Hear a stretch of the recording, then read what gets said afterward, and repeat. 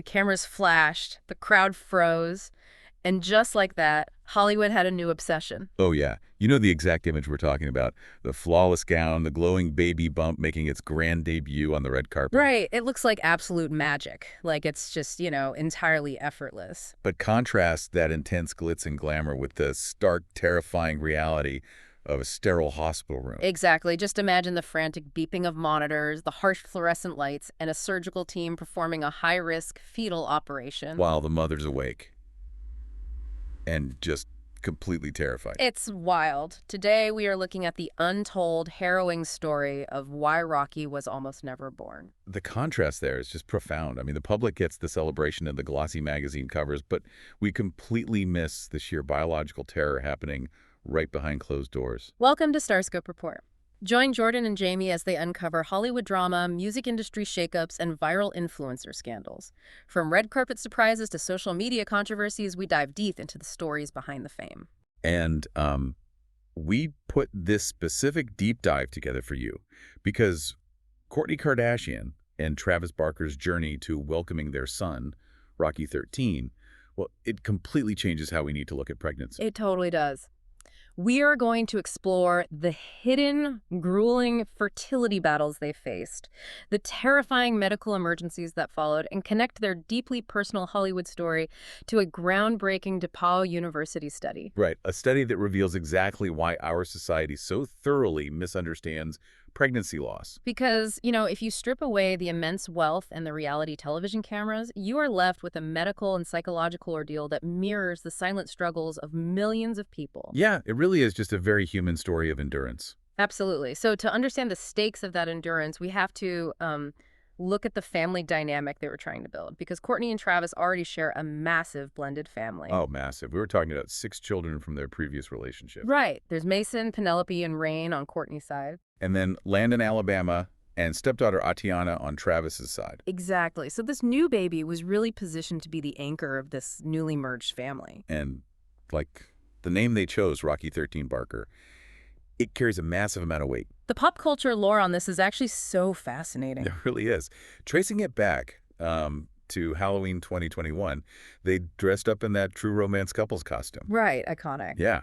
And Travis actually commented on Instagram back then about naming a future son Elvis. Oh, wow. I forgot about that. But the concept evolved over time.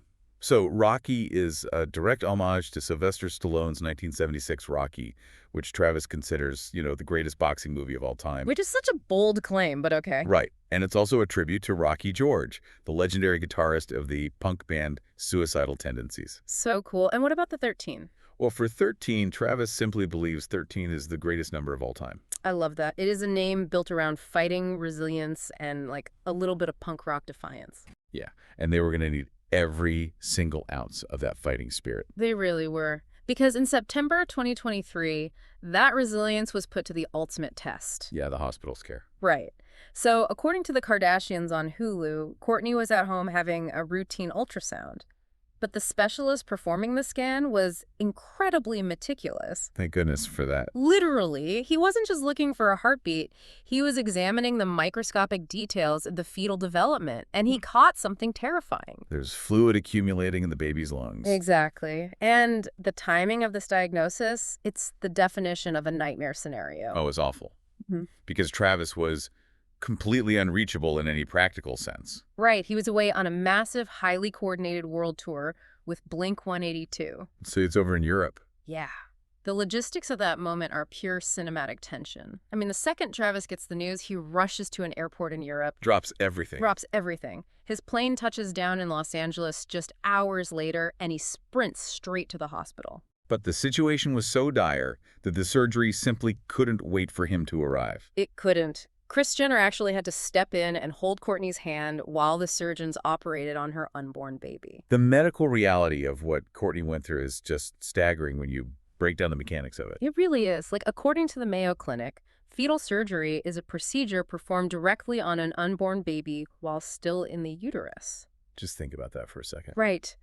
It's to treat life-threatening birth defects to improve long-term outcomes, but the surgical risks are astronomical. Because they are essentially operating inside a pressurized, fluid-filled balloon. Exactly. And let's talk about how that actually works. The surgeons had to access the baby by penetrating Kourtney's amniotic sac. Which is terrifying. It is, because unlike human skin, which has blood flow and, knits itself back together, the amniotic sac is a delicate membrane. So when you puncture it, it doesn't just heal over. No, it leaves a physical hole. Which creates a constant looming thread of amniotic fluid leaking out. Yeah. And if that fluid drains, fetal lung development halts, and it can instantly trigger premature labor. That biological reality perfectly explains why Kourtney was placed on such severe, strict bed rest afterward. I mean, gravity literally becomes the enemy. It does. She wasn't allowed to drive. She wasn't even allowed to stand up for more than 20 minutes at a time. Wow. Yeah. She relied entirely on prayer and what she described as a massive mindset shift to survive the daily fear that the fragile seal might break. And that she could lose the baby at any moment. Exactly. I mean, put yourself in her shoes for a moment. Yeah. You are a mother facing that initial catastrophic diagnosis essentially alone. Right. Meanwhile, a father is stranded on a tour bus on the other side of the Atlantic Ocean, knowing his wife and child are in an operating room. And he cannot do a single thing to protect them. Exactly. It is an emotional whiplash that no amount of money or fame can insulate you from. I really want to jump in with an analogy here because there is a massive disconnect in how we consume these stories. The media has this utter obsession with the baby bump.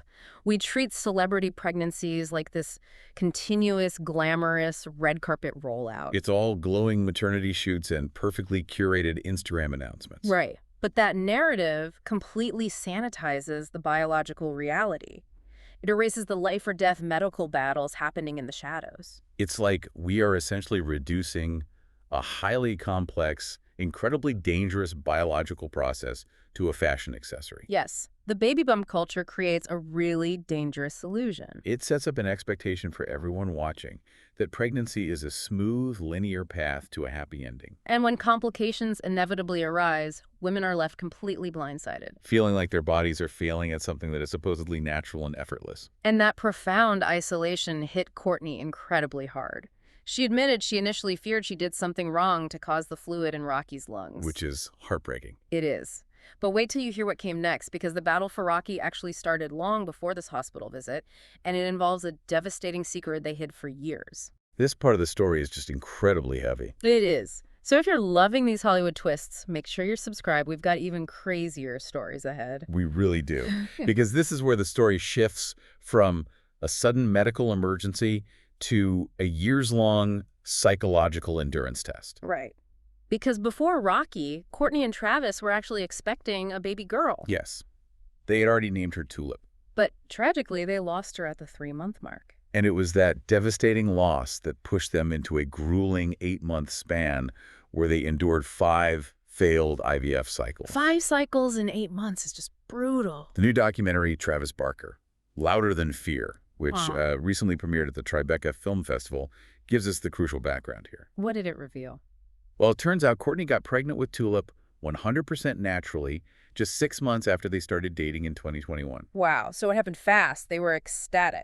Everything seemed perfect until that critical 3-month doctor's appointment. The ultrasound, which is usually this joyful milestone. But as suddenly revealed, there was no heartbeat. Oh, man. They were utterly devastated, crying for days. And that profound grief acted as a catalyst, pushing them directly into the highly clinical, exhausting world of in vitro fertilization. And we really need to look closely at the mechanism of what IVF actually demands of the human body. Because it is not just taking a few pills. No, not at all. You are talking about 5 failed cycles and 3 surgical egg retrievals in less than a year. The physical toll is just immense. Let's break down exactly how that works.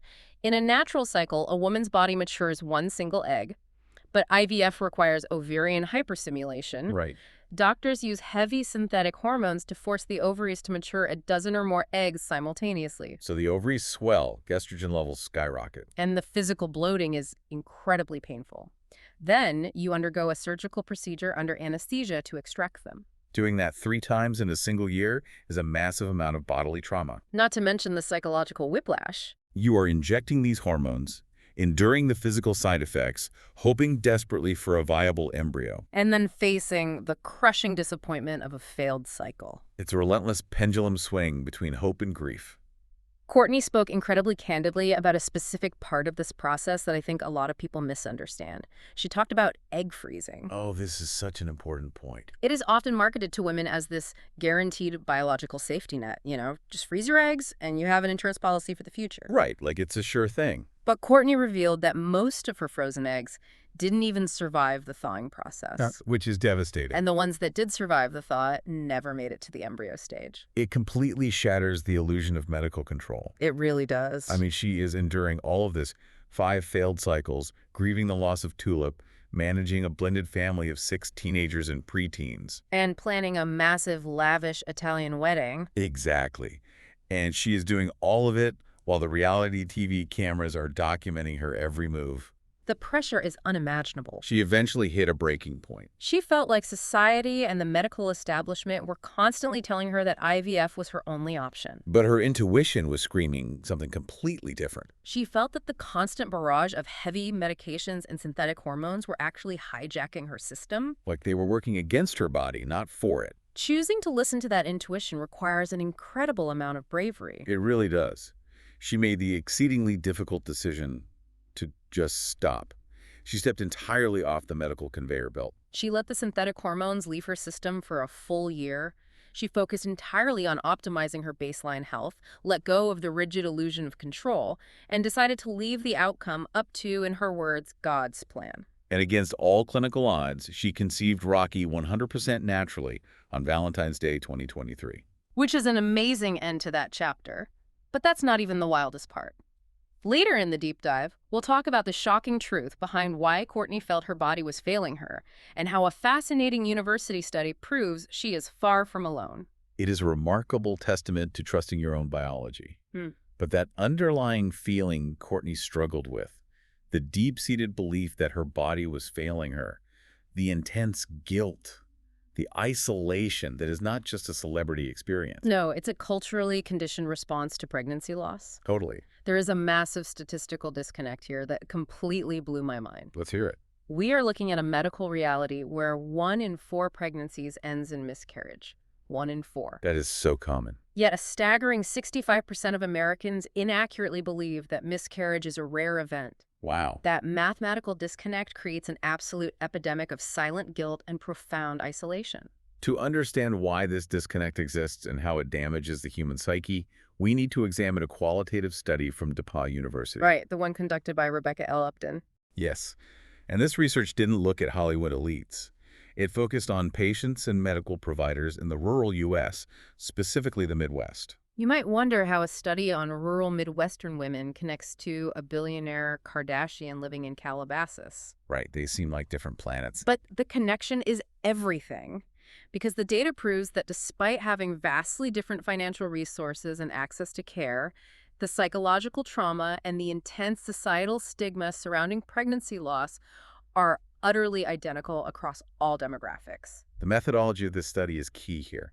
Qualitative research involves in-depth, semi-structured interviews. So they really sat down and talked to them. Exactly. So researchers sat down with these women and essentially asked them to tell the story of their loss. And what emerged wasn't a clinical timeline, but a confession of self-blame. Yeah. The findings on self-blame and isolation show that women routinely invent reasons to blame themselves. Like what kind of reasons? Well, subjects in the study blamed their miscarriage on a simple daily coffee habit, or getting too stressed out of their office job, or even choices they made as teenagers. It perfectly echoes Kourtney's immediate reaction to the fluid in Rocky's lungs. Her very first thought was, what did I do wrong? Exactly. The DePauw study identifies a major driver of this guilt, calling it the medicalization of bodies. And we need to look at how and why the medical community communicates this way. Historically, the medical field adopted highly clinical, Latin-based terminology to maintain objectivity and standardized diagnoses for efficiency. Sure, which makes sense for data. But the collateral damage to that efficiency is massive. When a woman is actively grieving the loss of her child and a doctor refers to it as a blighted ovum, Ugh, that term. or genetically mutated cells, or a spontaneous abortion, it completely strips the emotional weight from the room. It is incredibly clinical. It treats the woman's reproductive system like a broken machine on an assembly line. The hypocrisy of it is just glaring. Think about the modern pregnancy aesthetic. Right, the apps. Yes. It is all pastel-colored tracking apps telling you your baby is the size of a blueberry or a chickpea. It's all warm, fuzzy milestones. But the literal millisecond something goes wrong, the language instantly pivots to this cold, harsh, industrial terminology. It essentially signals to the parents that their profound grief is nothing more than a mechanical failure. And we absolutely cannot ignore the male perspective in this equation. No, we can't, because the DePauw study explicitly highlights that men often feel completely invisible in their grief. Society views miscarriage solely as a woman's medical problem. And it completely denies men the space to claim what researchers call a miscarriage identity. You see this mirrored perfectly in Travis Barker's silent role. Totally. He is positioned as the Rock. He is flying across the world to support Kourtney, rushing to the hospital. But who is asking Travis how he feels about losing Tulip? Right. The DePauw study quotes men who say things like, "It's almost like miscarriage makes men invisible." Because the cultural assumption is that the man's only valid function is to be strong and stoic. Which forces them to swallow their devastation and grieve in absolute silence. I really want to push back on something related to the cultural expectations of health here, particularly because of who Kourtney Kardashian is. Okay, where are you going with this? Well, she isn't just a celebrity, she is a massive figure in the modern wellness industry. Oh, right. She is the founder of brands like Lemmy and Poosh. She sells vitamins, supplements, and lifestyle advice. Yeah, the whole optimization culture. Exactly. So does the modern wellness narrative, this pervasive idea that if you just optimize your health, eat perfectly organic foods, balance your macros, and avoid all environmental toxins, you can completely control your biological destiny, does that narrative accidentally increase a woman's guilt when a miscarriage happens? That is a brilliant observation, and the socio-ecological model utilized in the DePauw study maps perfectly onto that wellness pressure. So it does increase it. Yes, it absolutely increases the guilt. When society and the wellness industry constantly broadcast the message that your health is 100% within your individual daily control, then an uncontrollable biological event like a miscarriage suddenly feels like a personal, moral failure. It makes women feel like they failed a test they were supposed to study for. Completely. It creates this toxic internal monologue of, if I had just drank the right green juice or taken the right supplement, my baby would have survived. It's a deeply toxic side effect of the wellness industry's obsession with optimization. It creates a wildly punishing internal narrative of, I didn't try hard enough, or I didn't eat clean enough. Which, biologically speaking, is entirely false. 100% false. The vast majority of early miscarriages are due to complex chromosomal abnormalities that happen at the literal moment of conception. No amount of kale or organic vitamins can fix a chromosomal misalignment. Exactly. And that is precisely why Kourtney's decision to share her story publicly on Instagram was so incredibly crucial to the cultural conversation. Because it breaks that stigma. It does. The DePauw study actually cites a survey from the Albert Einstein College of Medicine, which explicitly notes that public disclosure by a high-profile celebrity has a massive, measurable, positive influence on reducing the isolation felt by everyday women. It forcefully shatters the illusion that pregnancy loss only happens to people who did something wrong with their health routines. Exactly. When someone with virtually infinite financial resources, access to the absolute best medical care on the planet, and a perfectly optimized wellness routine, admits that they simply couldn't control their biological outcome. It gives ordinary people the permission to forgive themselves. Yes. It brings the experience out of the cold, clinical shadows. And validates their grief as a shared human experience rather than a personal mechanical failure. It fundamentally changes the conversation. Stay tuned and hit that subscribe button so you don't miss what's coming next. Because speaking of how these experiences change you, the trauma of that loss and that medical terror doesn't just evaporate the moment a healthy baby finally arrives. It really doesn't. The anxiety of nearly losing everything leaves a permanent, indelible mark on your psyche. You don't just forget the terrifying mechanics of a fetal surgery. Or the grueling hormonal crash of 5 failed IVF rounds. No, that stays with you. Which brings us to a final provocative thought for you to mull over after this deep dive. Kourtney recently revealed a tiny, almost throwaway detail about her daily life with baby Rocky now. Oh. She shared that Rocky has never, not once, slept in a crib. Wait, really? Yeah. He is only ever held. He sleeps in their arms. He sleeps in their bed. He is constantly tethered to them. Wow. That is a profound physical reaction to psychological trauma. Isn't it? When a parent goes through the profound, terrifying lack of control experience during a miscarriage, during the grueling physical demands of IVF, and during a high-stakes fetal surgery where your baby's life is literally hanging in the balance inside the womb, Your entire approach to the concept of parenting changes. you hold on tighter. You physically refuse to let go, literally and metaphorically. Exactly. Because you know exactly how close you came to never having that child exist at all. A crib represents putting the baby down. It represents letting him be separate and independent. But after fighting that intensely against your own biology, After the flash of the paparazzi cameras fades and you're just a mother who almost lost everything in a sterile hospital room, you just want to feel his chest rising and falling against yours. it is the ultimate rejection of the cold, medicalized experience they were forced to endure. It is a return to pure, tactile, human connection. It reminds us that behind every glossy magazine cover and behind the cultural obsession with the perfect red carpet baby bump, there are real, fragile, terrifying human stories unfolding. You've been listening to Starscope Report, where Jordan and Jamie uncover the stories shaping Hollywood, music, and pop culture. Thanks for tuning in, and don't forget to subscribe for more stories that keep the stars shining.